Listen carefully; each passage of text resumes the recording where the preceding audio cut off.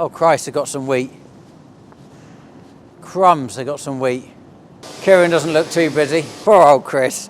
He's having a meltdown. 29th of January, exciting day today.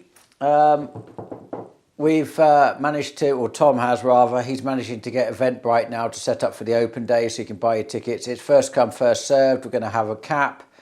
We've got the conference we're going to sort out. We've got Michael Horsch already confirmed he's coming. We've got some others we're going to do. And we've got the food sorted out. So you're going to have food. We're going to do it like a Bavarian, long tables of food. And we're going to do some P.X beer. And then we're going to have working demonstrations, etc. So open day is going live, so you can click on the link, book your ticket. We're going to give money to charity because I think that's important. I want to do that. We're charging because we've got to obviously pay for some food, but also I want to make sure that the places that get booked, people actually do turn up. And I'm afraid that if I do it for free, people might book them and not turn up, and it meant that somebody else couldn't come. So book your space, and we look forward to seeing you on the 25th of June. Very excited, and everybody's running around. I'm calm as a cucumber, and everyone's running around trying to organise it. Thank you. So we're in the workshop. It's the 27th of January, back from our great adventure in Germany. I'm actually stood by the heater, keeping myself nice and warm. So what they're doing at the moment is Raymond and Freddie are just working on the Bowser, and because it does liquid fertiliser, it's the paint's coming off it. And so they're going to just rub it down, they're going to repaint it, so I've just got to order some paint. There you go. Raymond wants some more paint. He's our chief painter. Okay.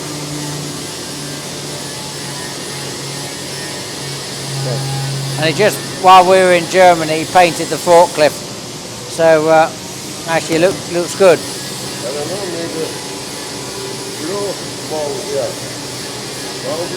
Okay. Yeah, so it looks much smarter now, and this is getting ready to go in the spray store when we finish it. Chris is there at the moment getting the floors ready, so we're getting in a really good place to do that. And then they got the 280 in, and Glyn's changing the lights, so we're converting the lights. I'll show you what we're doing.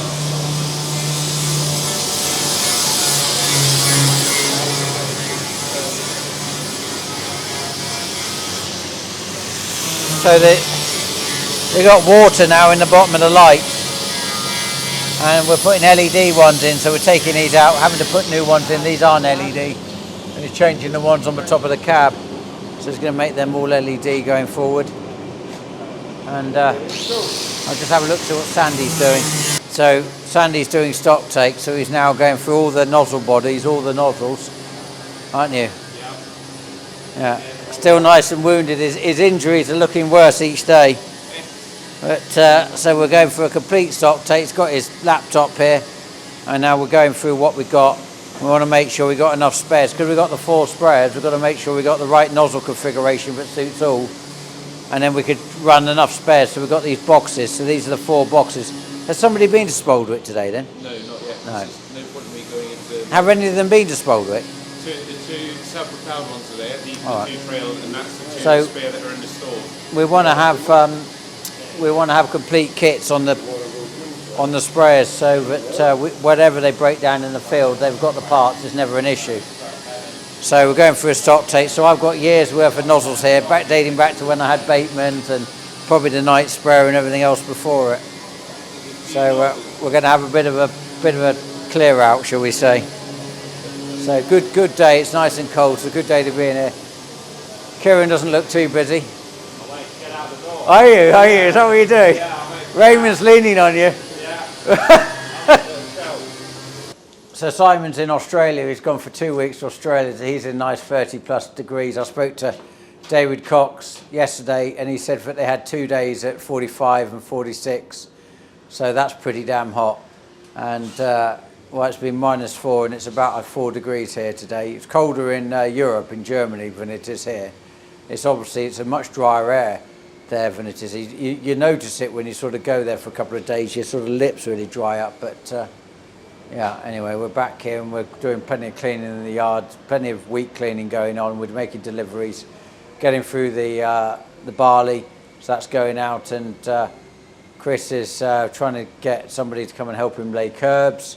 He's got 200 metres of curbs to do, and then that's just for the front yard. Then they've got to start preparing and digging out the backyard. So he's preparing the shed now, ready to start getting the concrete guys in about a week's time. So fingers crossed it doesn't go cold when we start concreting. Electricians are in there wiring, and we're now working out we've got to get a fibre optic cable down there so that when we have the open day we've got electricity if we do the presentations and not electricity, sorry, the internet. So yeah, we're trying to deal with that now so we can set up a stage in there and a big screen. And Tom is going to do a form that people can lock in. He's shaking his head, so he's going to come up with something, no doubt. But as soon as we've got it done this week, we'll let you know, hopefully by Sunday coming. So they've got the lean-to on now, so just got to put the front on. We're just going to grade it down with a digger, pull it all out, get that concreted. And then we're going to start then getting ready now for next week. So we've got a plan. We've got some toilets going in here. So we're going to have a wall so people don't drop off the edge or get clobbered by the sprayers coming out. So we'll have some toilets there, so when we have the open day we're going to have enough toilets. We need a lot of toilets, we think. So we're going to put them in here, male and female. I'm disabled in each. And then we're going to use the storage for the back part. So it's starting to take shape now, starting to get the area ready, get the levels ready.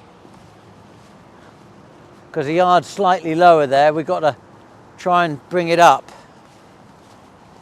And then, they've done a lot while we were away last week. Well, we're only away 3 days, I suppose, but anyway.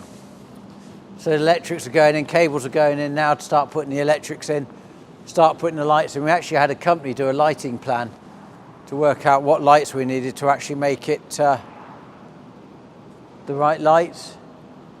So they started to level it out. They just got to roll it again and then start to dress it. This bit's not done. Yeah, we're getting there. We'll start hopefully meshing and getting ready for the concrete boys which are coming. And then we're just going through nozzles at the moment. So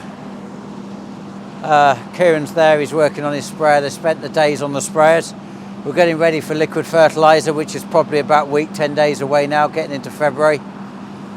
So we just want to make sure all the nozzles are right, all the spray patterns are right, all the liquid fert is on. There's no issues, no broken parts. Have absolutely everything bang on. Make sure everything's in test. We have to have an MOT test, we call it an NSTS. So it's an annual test just to make sure they're right. And any recommendations that have happened on the back of that, then we're spending time getting them right the next day or two. So yeah, it looks like the end section's not working. Yeah. No doubt he's got a plan. And then we'll start grading this yard when we start concreting the front. Then this yard will all get done. Get the curbs in. Get the bunkers in we're going to have so we can store road planings and wood chip and all those sort of things that we need all the time, but they all seem to be in the way. So yes, finally, once this store gets done and this yard gets done, I feel a lot happier.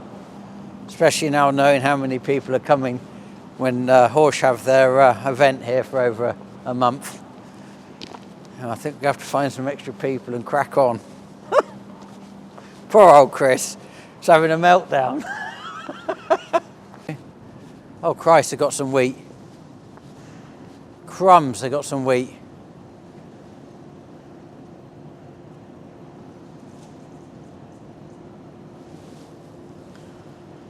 Crumbs.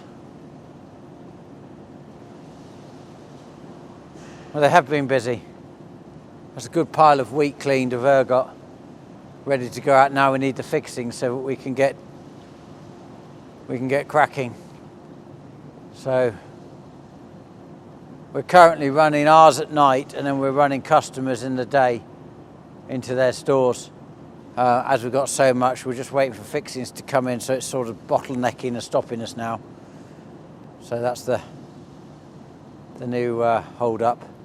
But anyway, at least they're cracking on 24 hours a day. Looks lovely colour. Lovely colour. Yeah, Andrew. Hampshire. I've been working for James Peck now for my 14th year.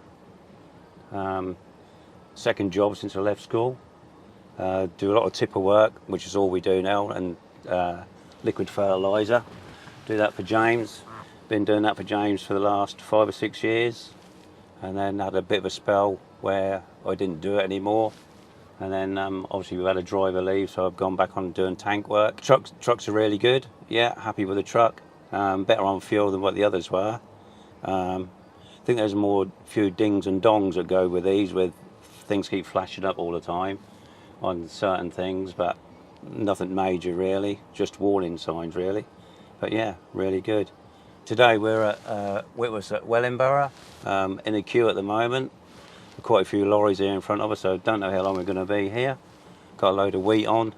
I was here yesterday, here 2.5 hours, so it looks to me, looking at the queue, it's going to be the same again today, so another long day. 27th of January, it's coming dark now, so everybody's getting ready to go home. Just a couple of questions have come through. So, did I take the cameraman on the ski trip and to horse? Yes. He could ski, he fell over, it was spectacular, and legs and arms all over the place. He's about 6'4", and Sandy, you've probably seen the state of him, he's completely all brushed up in his face, he went face down. It was like watching the half my age, so it was like watching the snail and the hare going down the ski slope. I made it to the bottom while they were all tangled up on the floor shooting past me, but there we go. I've obviously reached that age where you just go past them, shake your head and carry on. So a couple of questions here about profitability in farming, about the cheap food policy. I suspect I've been on cheap food policy now my entire farming career, so it's nothing new. We'll probably try to supplement the cheap food policy by building a business of scale and creating scale to offset the reduction in the price of commodity crops. So it looks like that's not set to change. A couple of an update. The RPA have written back, so just to refresh on that, the RPA cancelled my grant, which I got in July, and they said they tried to contact me during while we were closed at Christmas, and because we haven't responded, they've cancelled it. Now, I'm deeply frustrated about this because we have spent nearly £25,000 on this grant so far to claim back 9 and a bit thousand, and their attitude is, well, it's in the rule book, so tough. It just means you basically can't work with them, and it's just not worth entertaining, quite frankly. I think they just put you into debt purely because of their attitude, and I strongly suggest don't bother. Just look for alternative ways of making money. You can't rely on them. They're not serious people, and they shouldn't be funded, quite frankly. When you hear Deptford Department's getting 155 million and 1.8 of that is overtime. What's Deptford doing? Quite frankly, it wants defunding because it's not a success for the farming industry. An interesting thing, when I was looking in Germany and Austria and I met with other farmers, I'd asked the question, what's your biggest problem in farming? And it didn't matter where they were in the globe, they all said the same thing, the government. And this is just another prime example. I feel foolish for doing their grant, for paying somebody to do the application, when that's going to be £1,500, £2,000 in cost to have done that. Then have had to jump through the hurdles in which they wanted done and bought that. And it was never quite what I wanted. And then to end up having it just cancelled like that after I spent the money, I think it's a disgrace. Another couple of things that landed on my desk while I was away last week. So in 2021, we had a water problem, and where we got £4,900 worth of water in a 6-month period, where we're normally on this particular, because we've got multiple water taps, there would be 483 would be the average. We've gone through all the complaints process. I've got the return letter, now having to go for the independent adjudicator. Haven't heard from them, but currently Cambridge Water saying they can't control source of business, but when you look up the parent ownership of both companies, they're owned by the same people. So this is just a muddle, and it seems to be an opportunity to play people off and send them letters so that they eventually give up and pay. So we're battling with that, and giving the details to Philip Case at Farmers Weekly, so you might get to see it in the Farmers Weekly. He'll publish the whole whole thing with the RPA are playing at. So I think other people need to be warned. Anyway, on to more cheery note. The site's looking well. Things are getting progressed. The 25th of June is the open day. We've fixed the date. Michael Horsch is going to come and speak. Got some other speakers, which will tell you. We're just trying to sort out lunch. Tom is going to get this form done. And you're going to have to put your hand in your pocket to pay, just so we can put something towards the lunch. But also we're going to send some money to charity. But it's also, we make sure that the places are booked. We don't want people to say they come in and don't come and have to turn others away. So the form will come out. So hopefully we'll see that. And the charities we're going to choose. We're going to do something to do with mental health in farming, to do with the IHT. And we're going to try and support them. So we're going to have a meeting with a couple of people and see which one we want to choose and send money to them. Because I think for the farmers are giving money to a charity that helps farmers, I think there's no better thing to do. So hopefully you guys will all want to come, and we'll all look forward to seeing you on the 25th. And we're going to have a bit of a format. We're going to have a bit of a conference in the morning. We're going to have with some great speakers, all about positivity in farming. Then we're going to have a lunch, and then we're going to have a tour of machinery and a get together and some demonstrations. So it should be a really good day, and you get to meet all the team as well. So they're all going to have brush their hair and looking smart for you all. But so we look forward to seeing you on Sunday, and keep subscribing and appreciate it. Tom's waving at me. What have I done wrong, Tom? Euro Millions. Oh yes, the Euro Millions. Right, sorry, beg your pardon. Somebody has said that they're going to try and win the 83 million. They give me a ring about us farming the land they're going to buy. I haven't heard from you, so I'm working on the assumption the 83 million didn't happen. But if it has and you're just enjoying yourself, we look forward to hearing from you, because we'll be able to help you solve that problem. All the best. Take care. Bye.